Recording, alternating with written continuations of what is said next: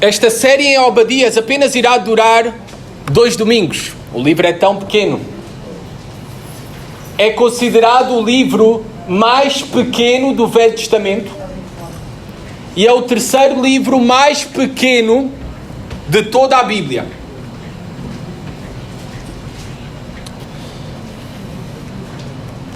O título do sermão esta manhã é Ninguém escapa ao super juiz.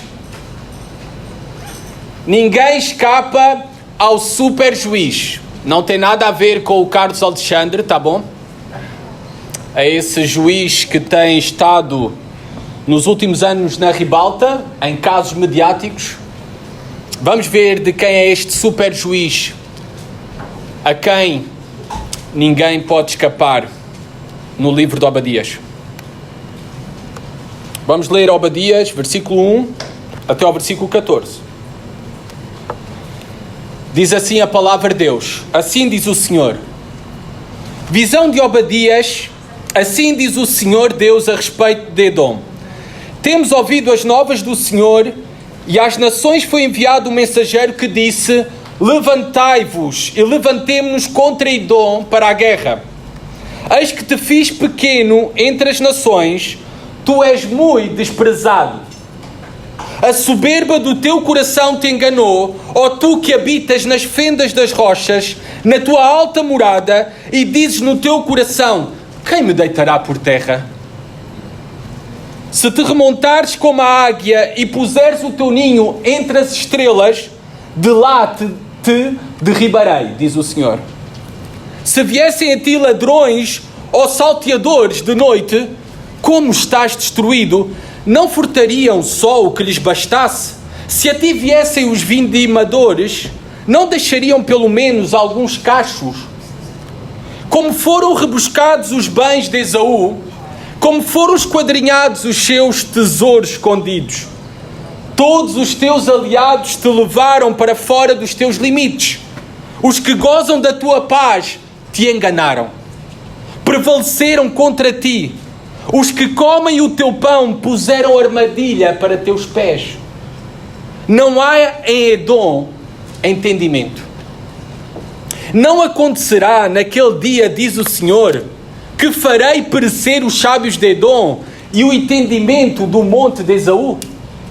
Os teus valentes, ó Temã, estarão cheios de medo, para que do monte de Esaú seja cada um exterminado pela matança. Por causa da violência feita a teu irmão Jacó, cobrir-te-á a vergonha e serás exterminado para sempre. No dia em que, estando tu presente, estranhos lhe levaram os bens e estrangeiros lhe entraram pelas portas e deitaram sorte sobre Jerusalém, tu mesmo eras um deles. Mas tu não devias ter olhado com prazer para o dia de teu irmão, o dia da sua calamidade, nem ter-te alegrado sobre os filhos de Judá, no dia da sua ruína, nem ter falado de boca cheia, no dia da angústia. Não devias ter entrado pela porta do meu povo, no dia da sua calamidade. Tu não devias ter olhado com prazer para o seu mal, no dia da sua calamidade, nem ter lançado mão nos seus bens, no dia da sua calamidade. Não devias ter parado nas encruzilhadas para exterminar os que escapassem, nem ter entregado os que lhe restassem no dia da angústia. Até aqui, a palavra de Deus. Em 2 domingos faremos a leitura completa de todo o livro. Este livro aqui parece pouco promissor, esta leitura. Parece apenas que é uma mensagem de condenação para uma determinada nação, povo, etnia, Edom. Este livro, na verdade, contém um conjunto de poemas. É um livro poético. Um conjunto de poemas de julgamento contra Edom. Mas engane-se quem pensa que este livro é apenas uma mensagem direta para Edom. Na verdade, eu tenho muitas dúvidas que este livro, que estas profecias fossem uma mensagem direta para Edom. Porque eu não estou a ver o profeta de Israel, Obadias, a ir aos seus rivais, inimigos, sozinho, a proclamar essa profecia, este julgamento. Era suicídio na hora. Era um suicídio. Ele seria morto. Engane-se quem pensa que este livro é apenas uma mensagem somente também para o povo de Deus no passado, para o povo de Israel no passado. Não. Ele é mais uma mensagem para o povo de Deus no geral, de todos os tempos e para todos os inimigos do povo de Deus. É este o transfundo que está aqui neste pequeno livro. Para o entendimento da mensagem deste livro, de qualquer livro, carta, texto na Bíblia, nós temos que entender o contexto histórico em que ele foi escrito, para quem foi escrito e as personagens que se encontram no livro. Primeiro nos devemos perguntar quem era Obadias. Bem, na verdade, por incrível que pareça, o que sabemos dele é apenas e unicamente o seu nome. E talvez o livro dá alguns vestígios que ele era de Judá, por estar-se a referir a acontecimentos ocorridos em Judá, no Reino do Sul, em Israel, na capital, Jerusalém. Talvez por isso temos alguns indícios que ele era de Judá, do Reino do Sul, que ele era ali próximo de Jerusalém. Mas nós não temos certeza disso. Na verdade, nós não temos o nome dos seus pais, nós não temos o nome dos seus filhos, nem sabemos se ele teve filhos. Sabemos o significado do seu nome. O significado do seu nome é o servo de Yahweh. É um diminutivo de Yahvé em hebraico. Apenas aparece então este diminutivo, o servo do Senhor. Podemos traduzir o servo do Senhor. Alguns eruditos hebraicos traduzem como o adorador do Senhor. O adorador do Senhor. Porque esta ideia na Bíblia de servo está relacionada com adoração. E nada mais nós sabemos sobre este profeta que escreve este livro, que recebeu esta revelação da palavra de Deus. E aqui começa uma grande lição para todos nós. Aqui começa uma grande lição para todos os pregadores, mas também para todos aqueles que não são pregadores. O importante não é o pregador, o importante é a palavra. Não sabemos nada sobre o pregador, não sabemos nada sobre o profeta. O único ênfase do livro é a palavra de Deus. Assim diz o Senhor.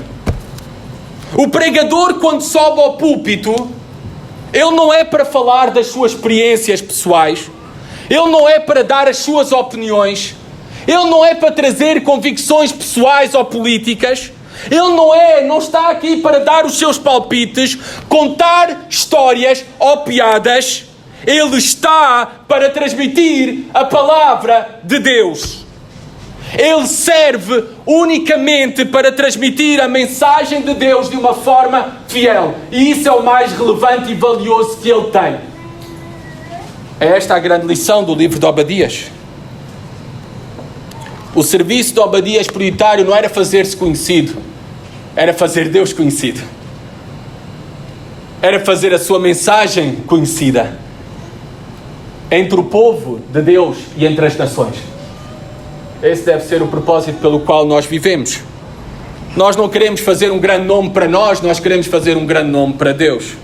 Nós, na verdade, não temos nada para oferecer às pessoas. Apenas a única coisa que a igreja tem para oferecer de relevante é a mensagem de Deus. Depois temos de perguntar quem são os edomitas. Bem, eu tenho um mapa que talvez pode ajudar um pouco. Aqueles que conseguem ver. Aqui temos o mapa de Israel. Vou aqui apontar. Então, temos aqui o mapa do reino de Israel. Depois haviam vários inimigos reinos à volta de Israel, como vocês podem ver. E um dos inimigos mencionados e mais citado ao longo de todas as Escrituras, onde há mais mensagens de condenação, é o reino de Edom. os edomitas. Reparem que ficavam muito próximo aqui do reino de Judá, Jerusalém, onde os acontecimentos relatados ocorreram aqui no livro, tá bom? Os edomitas. Aqui no sul do Mar Morto, aqui temos o Mar Morto, tá bem? Rio Jordão, Mar da Galileia. Então, para terem uma localização de quem eram os edomitas. Eles eram únicos de entre todos estes povos por compartilharem com o povo de Israel o facto de serem descendentes diretos de Abraão. Eles, por exemplo, nós sabemos a história dos patriarcas de Israel. Abraão gerou a Isaac. Isaac gerou a dois irmãos, Jacó, de onde vem Israel, e Esaú, de onde vêm os edomitas. Por isso é que tu vais ver aqui no livro que fala de Esaú. Está a falar do seu patriarca, de onde provinham os edomitas. Sabemos ao longo da Bíblia, não temos tempo para ler, mas se querem saber como é que se davam esses dois irmãos, têm que ler Gênesis 25 a 27. Desde o início sabemos que o relacionamento entre Jacó e Esaú não foi o melhor. Foi marcado por conflitos.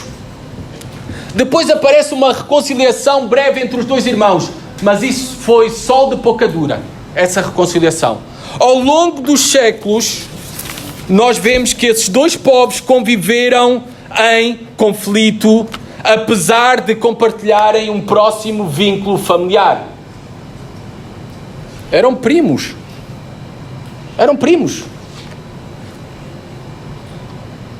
Mas aqui no livro de Obadias, parece que essa experiência entre esses dois povos, irmãos, mas inimigos, teve um pico no conflito. Houve uma escalada no conflito. Houve um acontecimento que ultrapassou todos os níveis para Deus, nesse conflito ao longo dos séculos.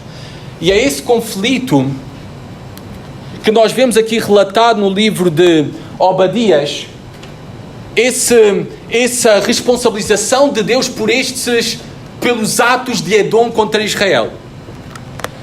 Nós sabemos que houve, ao longo do período da história do Velho Testamento, 4 grandes invasões a Israel. 4 grandes invasões. Agora, o difícil é situar os acontecimentos deste livro logo depois de uma dessas grandes invasões. Porque aqui o que Obadias está a relatar da parte de Deus, a mensagem de Deus é condenar Edom por se terem aproveitado da calamidade, do infortúnio, da desgraça que Israel sofreu por ter sido invadido por nações inimigas, saqueado, destruído. E os edomitas, em vez de auxiliar os seus irmãos, aproveitaram-se ainda mais para saquear mais, prenderem mais israelitas e matarem mais israelitas. Esta é a mensagem de condenação. O difícil é situar na história qual dessas 4 invasões espalhadas por diferentes séculos é que se refere aqui o livro de Obadias. Bem, nós não temos a certeza e não vamos falar sobre essas 4 invasões porque não são importantes. Apenas eu creio que a mais recente talvez é aquela que é a mais provável. Os acontecimentos aqui relatados por parte de Obadias, o profeta Obadias, após a revelação do Senhor, se referem muito provavelmente à última invasão que temos descrita no Velho Testamento, que foi a invasão da Babilónia, a ocupação e a destruição do Reino do Sul por parte da Babilónia no ano 586 a.C. Vemos que esse acontecimento, por exemplo, ele é referido também em outros textos da Bíblia.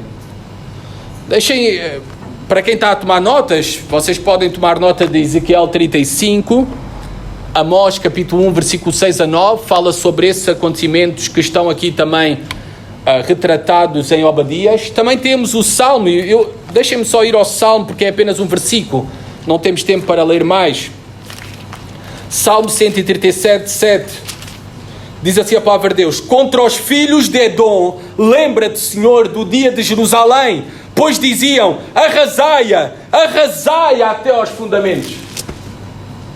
Reparem como esse relato do aproveitamento cruel dos edomitas sobre a desgraça de Israel às mãos dos seus inimigos, ele está relatado em outros textos das Escrituras. Eles saquearam as cidades israelitas, aproveitaram-se, enfraquecidas, depois de Israel ter sido invadido por Babilónia. Eles também capturaram israelitas fugitivos e os levaram até aos de Babilónia.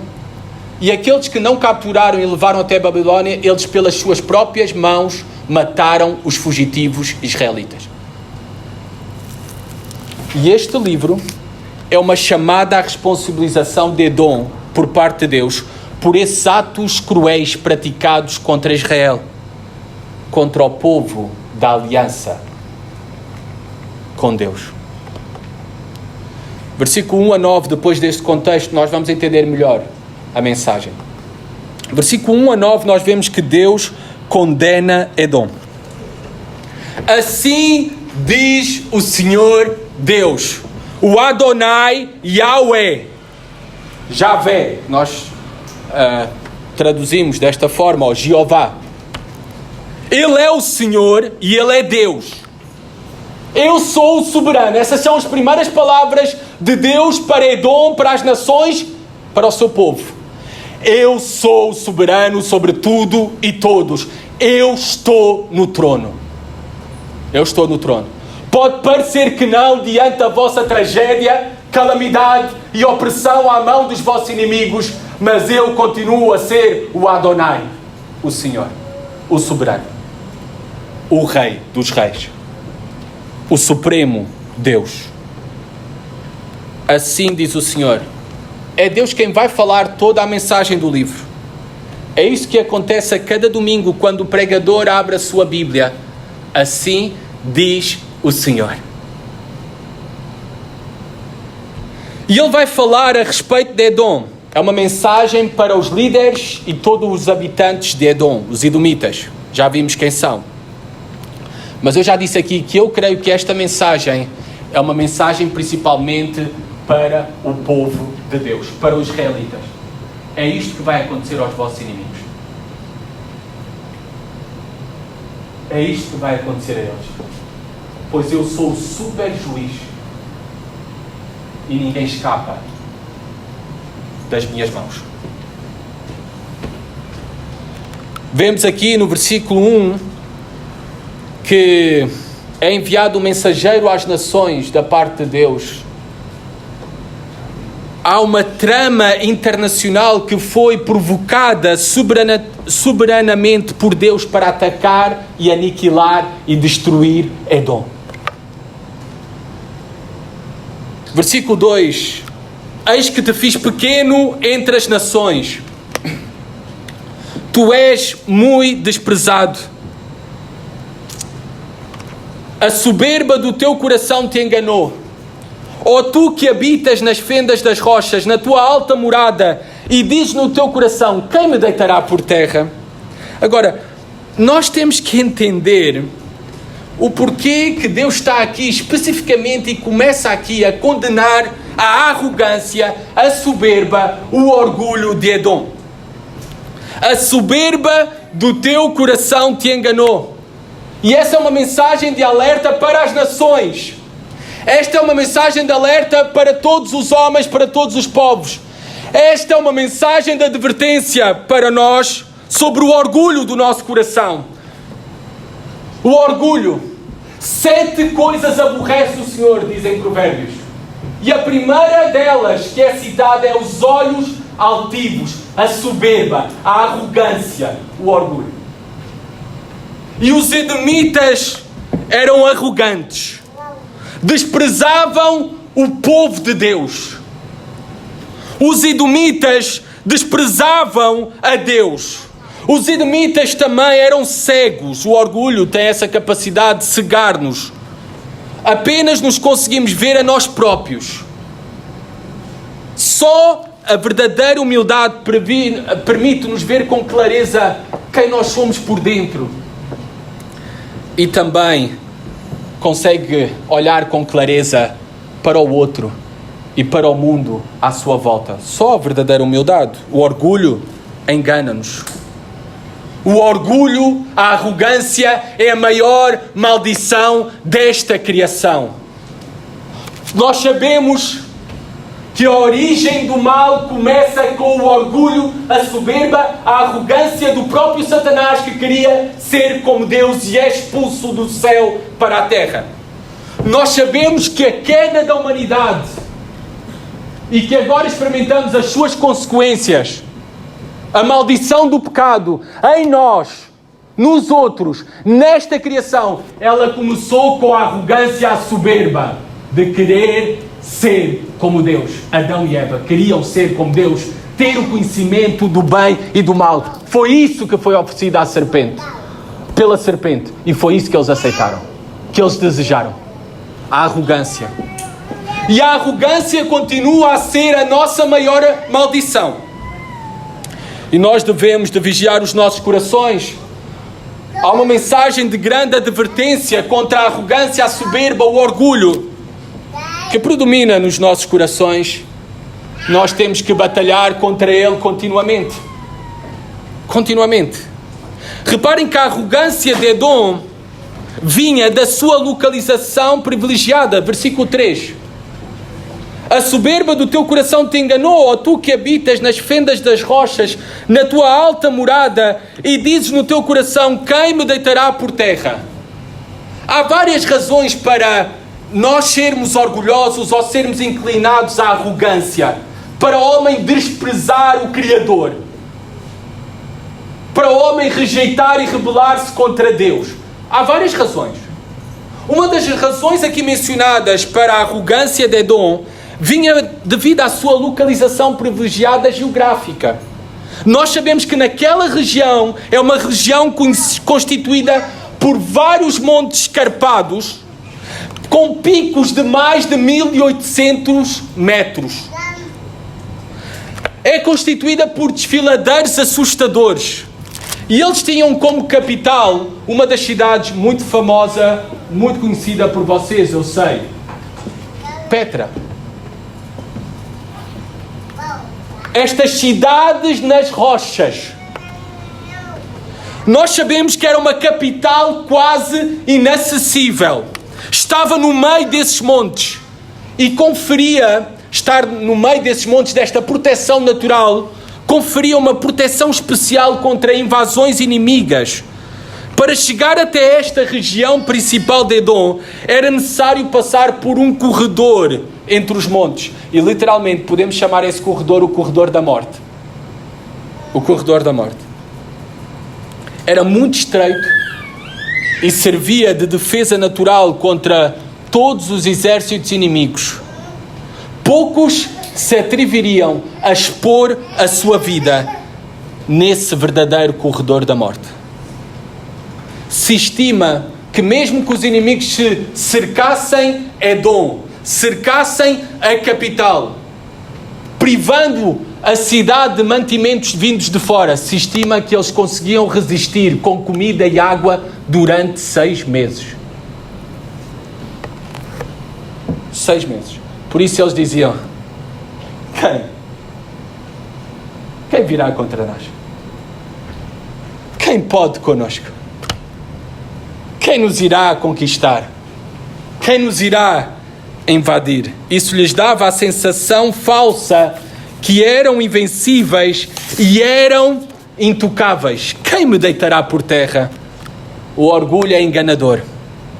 Ele faz-nos sentir mais fortes do que aquilo que realmente somos.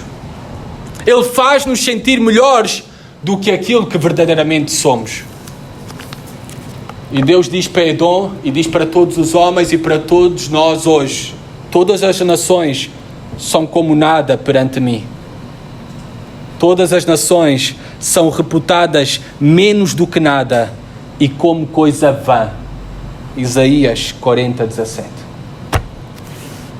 Vocês não são nada. O homem não é nada.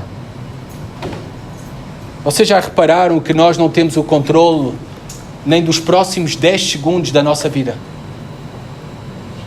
Reparem, um atleta desportivo examinado pelos melhores médicos tombou no primeiro jogo do europeu, o capitão da Dinamarca. de um momento para o outro. 29 anos.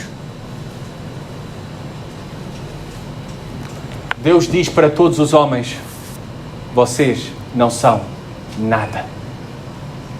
A vossa vida é um sopro. Um sopro. Frágil. Não sou nada. Não há razões para a soberba, para o orgulho, para a rebelião contra Deus, contra o Criador. Nós não somos nada. Nem podemos nada contra Ele. Versículo 4, Deus dá um aviso a Edom, que é por extensão um aviso para todos os arrogantes, para todos os orgulhosos. Diz numa linguagem poética, lembrem-se, é um livro poético, por isso é que tem esta linguagem. A poesia tem estas figuras de linguagem, qualquer texto poético. Versículo 4, se te remontares como águia, a águia não é dos animais que voam mais alto, nem está nos 10 que voam mais alto, mas voa alto, tá bom? Voa bastante alto. Se te remontares como águia e puseres o teu ninho entre as estrelas, repara esta linguagem, colocar o ninho entre as estrelas, lá no alto, de lá te derribarei, diz o Senhor. Não podes fugir de mim. O homem, nenhum rei, nenhum soberano desta terra, nenhum homem pode fugir de Deus. Não importa quem és, não importa o que faças, não importa onde estás, a tua vida e a vida de todos os homens estão nas mãos de Deus. Não temos o controle de nada e não podemos fazer nada contra a sua vontade. Ele é Deus.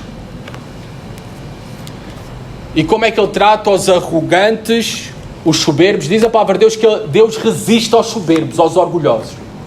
Deus abate o orgulhoso. E esta é uma mensagem para Edom, uma mensagem que cumpriu-se. Petra provou não ser intransponível, os edomitas provaram que não eram invencíveis, hoje apenas estão nos livros da história. Foram completamente arrasados, aniquilados. Não existe mais edomitas, que depois ao longo da história, edomitas, alteraram-se para edomitas. No ano 70 depois de Cristo, eles juntaram-se finalmente aos seus irmãos para defender o templo, aos israelitas, mas foram completamente aniquilados pelos romanos. Mas o povo de Israel permanece. Esta profecia se cumpriu. Não importa onde tu estás, de lá eu vou te derribar pela tua soberba, pelo teu orgulho. A soberba do homem o abaterá, diz Provérbios 29, 23. Deus odeia o orgulho. Deus odeia o orgulho, a arrogância. Versículos 5 e 6, reparem aquilo que iria acontecer aos edomitas. Se viessem a ti ladrões ou roubadores de noite, não furtariam só o que lhe bastasse? Se a ti viessem os vindimadores, não deixariam pelo menos alguns cachos? Aqui, o que Deus está a dizer é, olha, os ladrões quando vão roubar, eles sabem o que levar, não é? Dinheiro, equipamento eletrónico, não vão estar a levar a tua roupa, tá bom? Eles sabem o que levar. Aliás, eles não podem levar tudo na tua casa.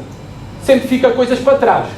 O que Deus está aqui a dizer, naquele dia, tudo o que possuem será levado. Nem as sobras ficarão, nem os restos. Tudo. Tudo. Versículo 7 a 9.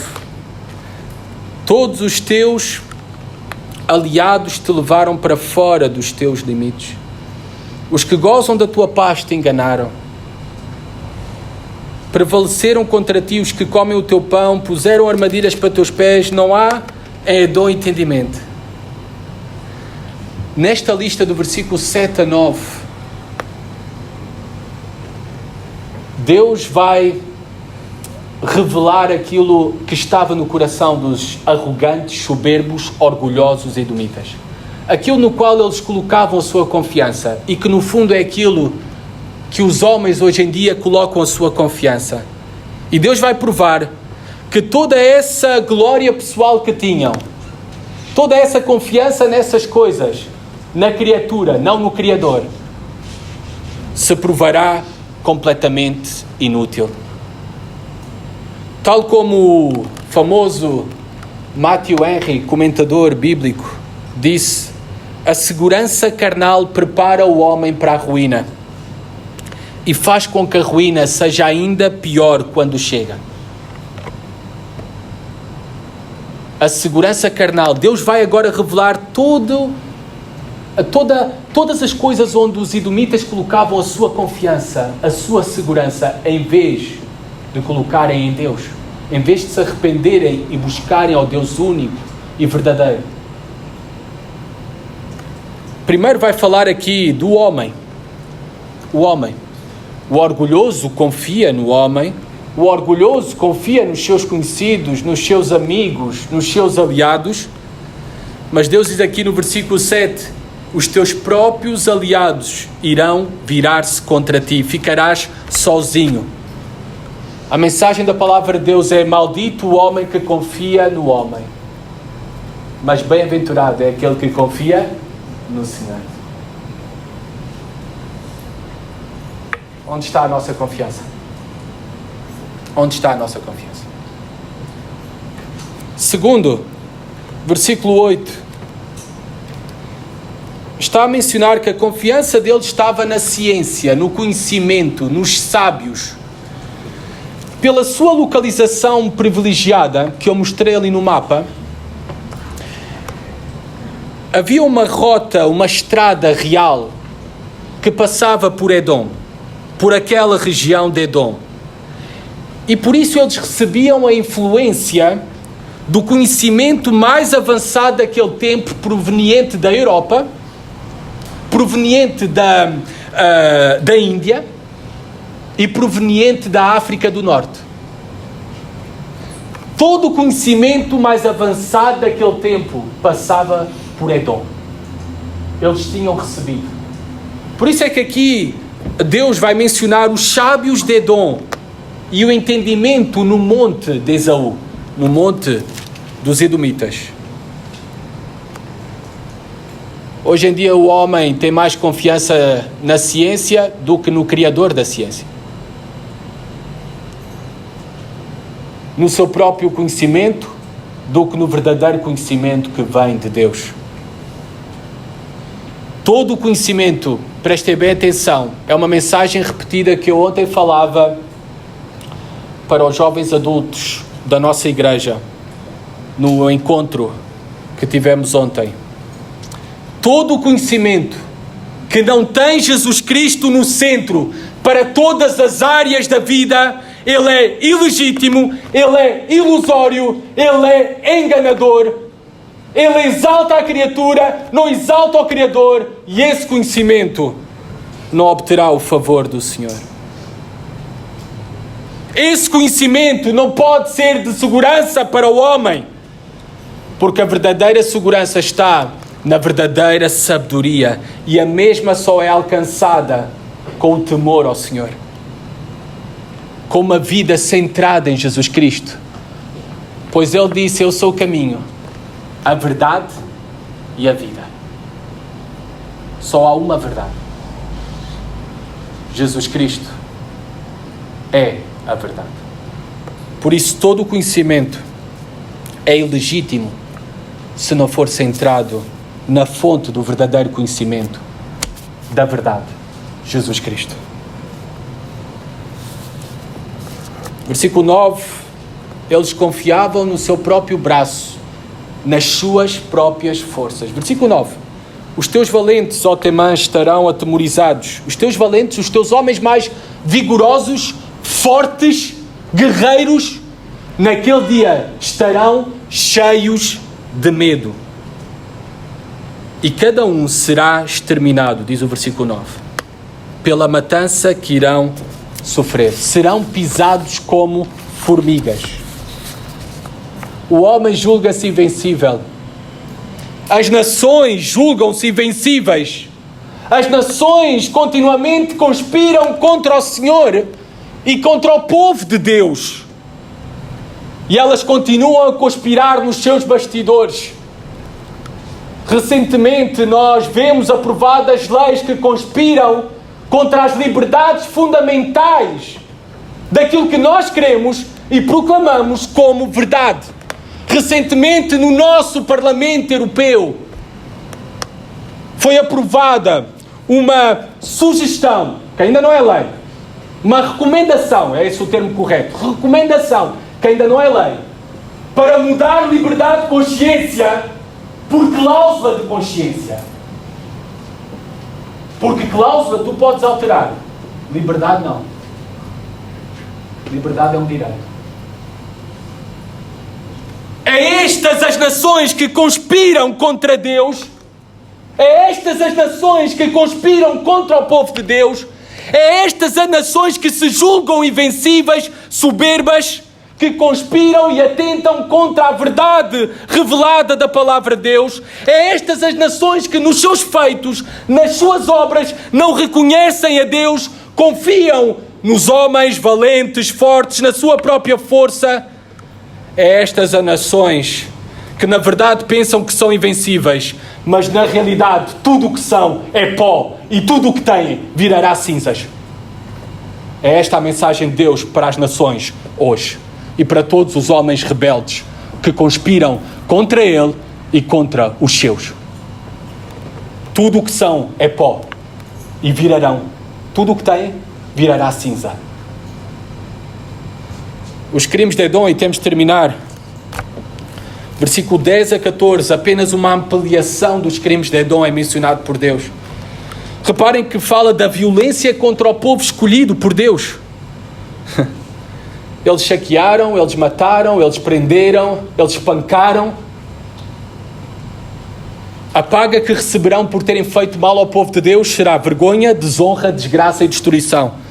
Cristo disse que o mundo nos odeia. O mundo vos irá odiar.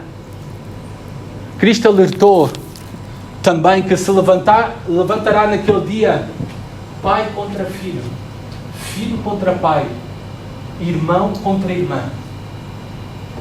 Tal como os edomitas, irmãos de israelitas. Se levantará naquele dia aqueles que irão perseguir, denunciar-nos, prender-nos e matar-nos. Essa é a mensagem do futuro. Mas a mensagem de Obadias é que até tudo isso pode acontecer. O mundo vos odeia e poderão cair nessas mãos de ódios, mas ninguém escapará do super juiz. Deus irá dar como paga a eles desgraça e destruição. Edom, no presente, só faz parte dos livros da história, mas o povo de Deus reinará para todo o sempre. Reinará para todo o sempre. As nações hoje em dia, os seus governantes apenas constarão nos livros da história, mas o povo de Deus, nós que temos colocado a nossa confiança no Senhor, reinaremos para sempre, juntamente com Ele. Versículo 11 a 14. No 11, o crime de Edom, que não socorreram os seus irmãos, e ainda mais, não só não socorreram, como se aproveitaram da desgraça. Aproveitaram-se. No versículo 12, alegraram-se com o infortúnio dos israelitas. Alegraram-se, fizeram festa naquele dia. Versículo 13, saquearam os israelitas. Versículo 14, emboscaram os fugitivos, os entregaram aos seus inimigos e também os mataram com as suas próprias mãos. Olha, tudo isso aconteceu ao longo da história. Tudo isso está a acontecer hoje. Tudo isto aconteceu na Europa também ao longo da história. Talvez mais recentemente, há menos de 100 anos atrás, na Alemanha nazi. Eu vi há pouco tempo um documentário sobre o Holocausto, a perseguição aos judeus. Sabes quem é que denunciavam os judeus? Ao Estado, à autoridade nazi? Aqueles que cresceram com eles nas ruas, os seus próprios vizinhos. é que denunciavam ao Estado. Tudo isso no bem comum, por razões de saúde pública, depois por razões raciais, por razões económicas. Isso aconteceu ao longo da história. E isso voltará a acontecer. Por isso essa mensagem é para os dias de hoje, para nós. Principalmente esta mensagem é para nós, não tanto para os nossos inimigos. Eu considero que essa mensagem é mais para nós do que para os nossos inimigos. Porque que lições é que podemos tirar daqui, deste livro? Primeiro, a certeza que o povo de Deus, nós, temos e sempre teremos inimigos que irão buscar o nosso mal e a nossa destruição. E até podem ser os mais próprios, os da nossa própria casa. Jesus Cristo advertiu sobre isso. Depois, que confiança é que podemos retirar daqui para nós? Deus não deixará impunes os inimigos do seu povo. Estas nações, estes homens rebeldes, orgulhosos, que conspiram contra Deus e contra o povo de Deus, eles não ficarão impunes. Olha, pode parecer que estão a triunfar agora, mas mais tarde ou mais cedo eles serão destruídos. Eles serão destruídos. Também o que aprendemos aqui, por último, aplicando para nós próprios. A humildade é um requisito necessário para entrar no reino de Deus. A humildade é uma das características do verdadeiro cidadão dos reinos dos céus. Que disse Jesus no famoso sermão do Monte, Mateus 5?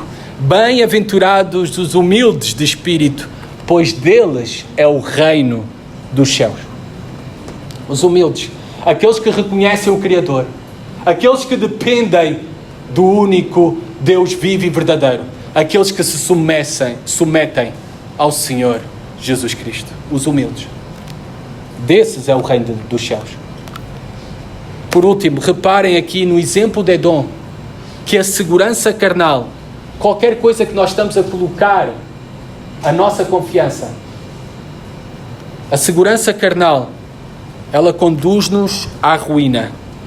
Nós só estaremos seguros numa rocha, e essa rocha é Jesus Cristo. Deuteronômio 32, 4. Vamos lá e terminamos com a leitura deste verso.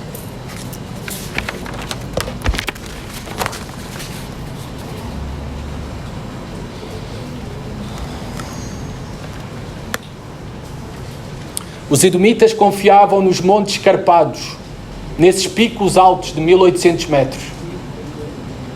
Mas a única rocha na qual podemos estar seguros e confiantes e cheios de esperança é no próprio Deus, é em Jesus Cristo. Ele é a rocha. Diz aqui Deuteronômio 32, 4: Eis a rocha, as suas obras são perfeitas, porque todos os seus caminhos são juízo. Deus é fidelidade e não há nele injustiça. Ele é justo e reto. Ele é a rocha onde as nossas almas podem repousar seguras. Por isso, vamos para a rocha, dependamos da rocha, confiemos na rocha, vivamos na rocha que é Jesus Cristo. Amém?